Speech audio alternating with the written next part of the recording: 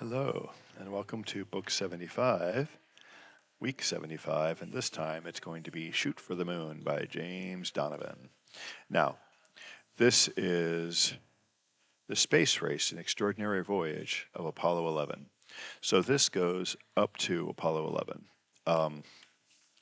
So it covers the early Mercury stuff and the early Gemini, or did not know this until later, but Gemini.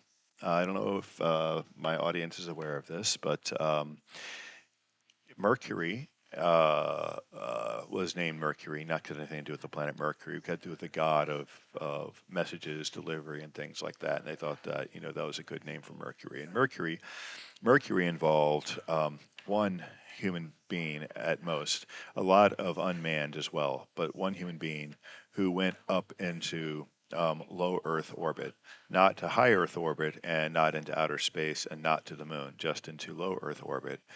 Gemini or Gemini was named after Gemini because of its two, but it's pronounced Gemini. And one of the reasons why it's pronounced Gemini is how do you make sure that the person you're talking to, if you don't personally know them, is actually entitled to know information about some of these missions? Well, they deliberately mispronounced a particular word, Gemini, as Jiminy. Jiminy also apparently is a local dialect in either Florida or Texas where the program was developed, I believe. And that was another reason for it, is it was the local pronunciation. And then after that came the Apollo missions. And that is how we got to the moon.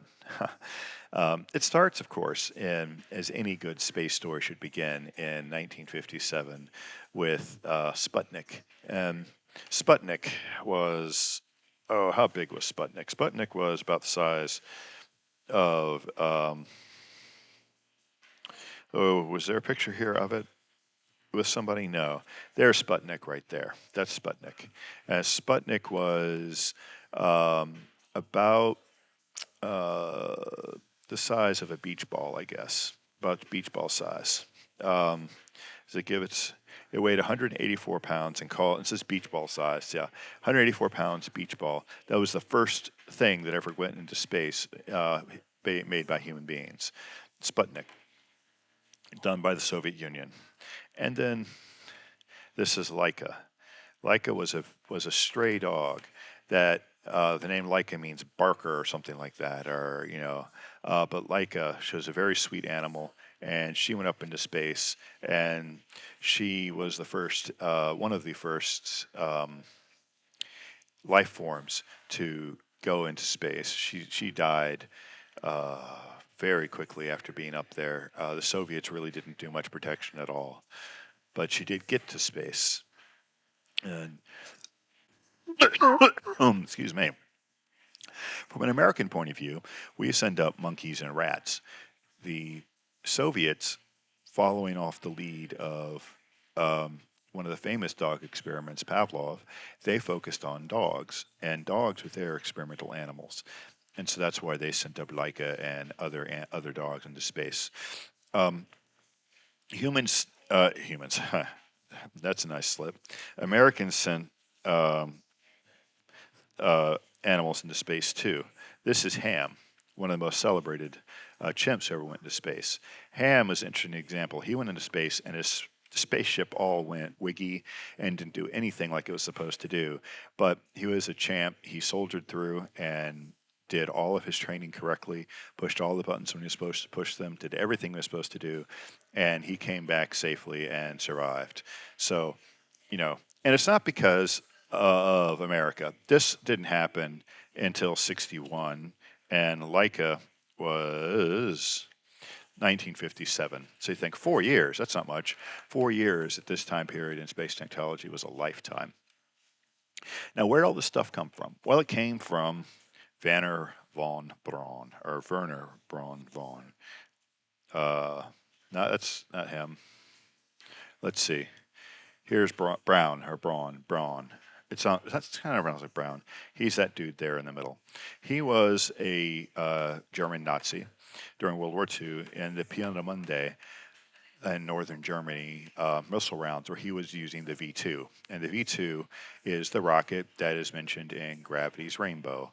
It's the rocket that went faster than the speed of sound. And so if you heard it, you were already alive. You had been missed because you were killed. It hit the ground before the sound hit. So a scary psychological weapon, but actually, as far as like doing any real damage to London or helping the German war effort, basically not at all. But Braun, he always claimed that he was not really a Nazi at heart. He joined the party because he had no choice. He was forced into it in order to continue his work with rockets. How true that is, it's an open question. But he led the NASA effort to get to the moon all the way up until 73 or 74, I believe, when he retired. I think it's something like that. But certainly through to 69, which is where this book ends with Apollo 11. Okay, so Sputnik went up, and then things like um, Laika went up, and then eventually we sent men to space. We sent uh, uh, John Glenn, we sent Alan Shepard, and other early astronauts into low Earth orbit, or actually, we didn't do orbit most of them. We just sent them up and down, up into space, and then down. And you think, okay, what's the big deal about that? Well, it takes an awful lot of thrust to get that high. And we didn't have weapons, we didn't have thrust that can do that. Braun's one of Braun's V2 rockets entered space. Now, space is considered to be the the Karmer line, I think it is. It is about 100 miles up, and so that what happens is the Earth's atmosphere is just a dense layer of gas surrounding the Earth that's held to Earth by gravity. It's got no top. It just floats off into space freely. And that means as you get higher up in space, higher up above the Earth, it becomes thinner. It gets thinner and thinner and thinner and thinner. Now, in interstellar terms, 100 miles is nothing. If the Earth were the size of Sputnik, uh, that would be like a millimeter or less off the top of the ball. That is how thin the atmosphere is, and that's how big the Earth is compared to that.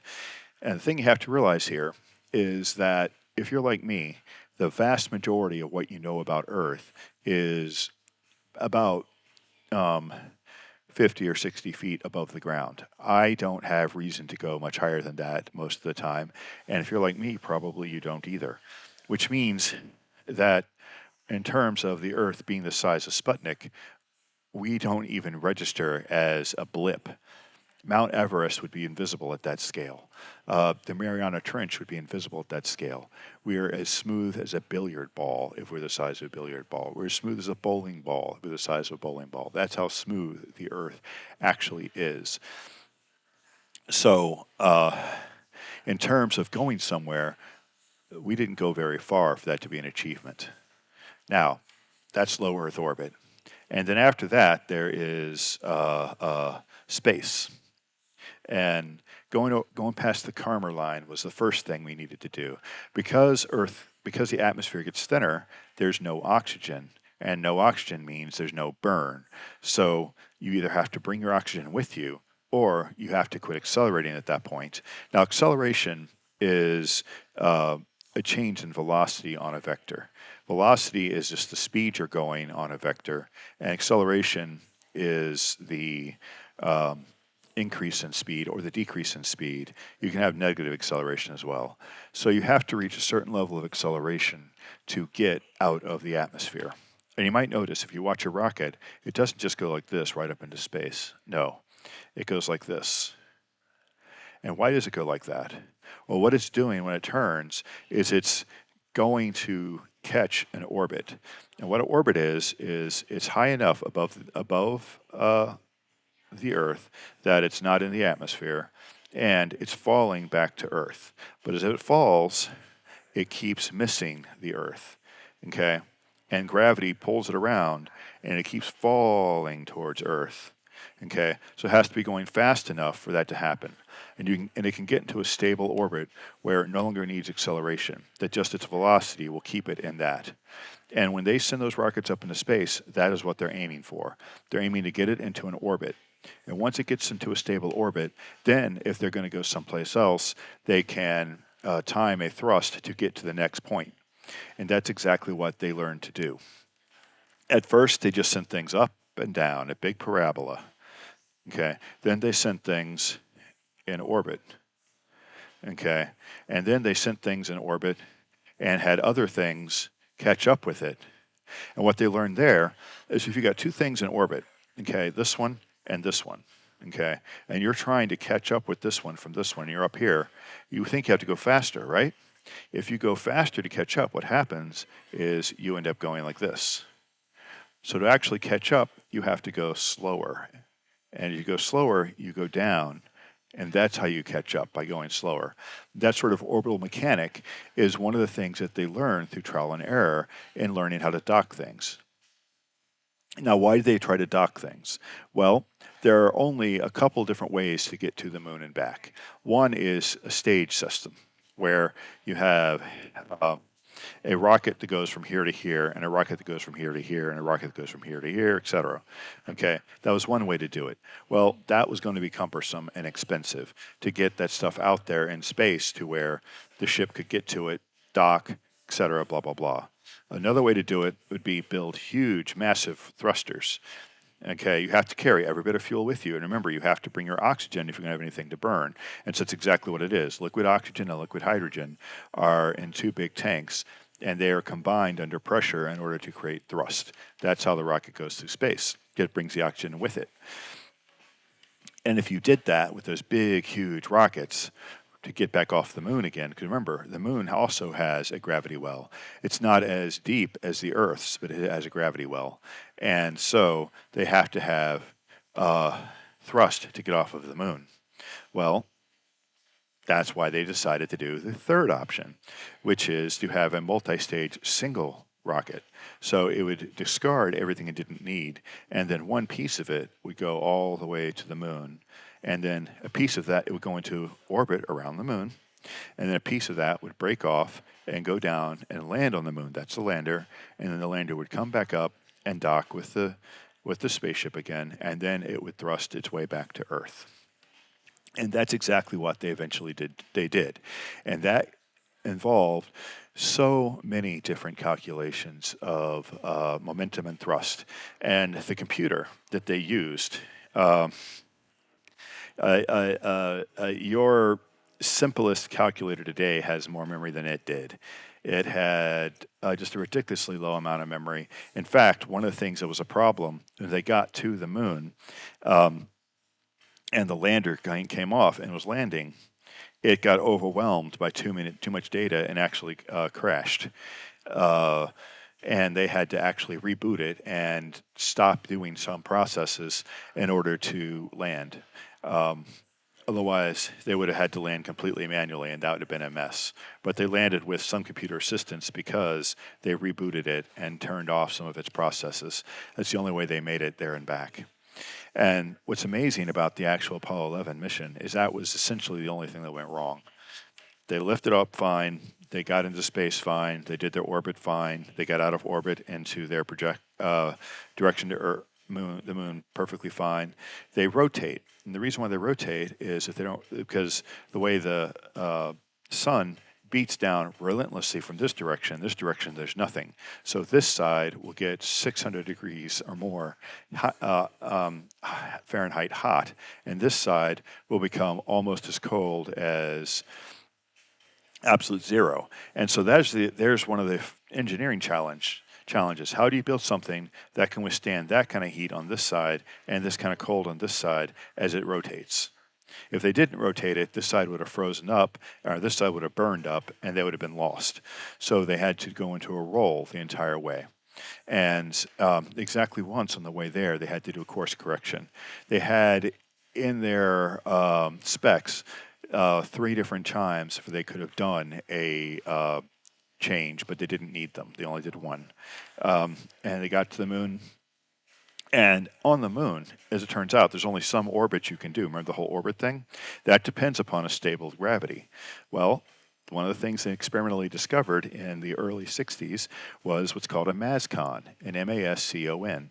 And a mascon is an area on the moon where the sea is, where the seas are, which aren't really seas, obviously, where the seas are, big, huge plains of just dirt. Regolith is what it's called, regolith. And in there, there's a mass that's an asteroid, and that changes the gravity. Now, it's not a lot, but it's enough to mess up a satellite or an orbiting entity. And so they had to get an orbit that was stable, that dealt with this, and then bring that lander down and bring it back up. So the lander had to go down with enough thrust to get back up, which is why the walls of that lander are about the thickness of aluminum foil. Unbelievable. But that's all you need in vacuum. You don't need a thick wall. The thick walls you need for re-entry. And that's exactly what the module that was left up in space was, that went around the moon with Michael Collins in it. And then, of course, Neil Armstrong and Buzz Aldrin went down and walked around and goofed around on the moon for about, I think, 90 minutes was their time on the moon. And they went back up. Obviously, chock full of detail, lots of details. You'll get to meet all the astronauts. You'll get to meet a lot of what they do. I did not know this, but astronauts were intimately involved in the construction and engineering of all of their equipment.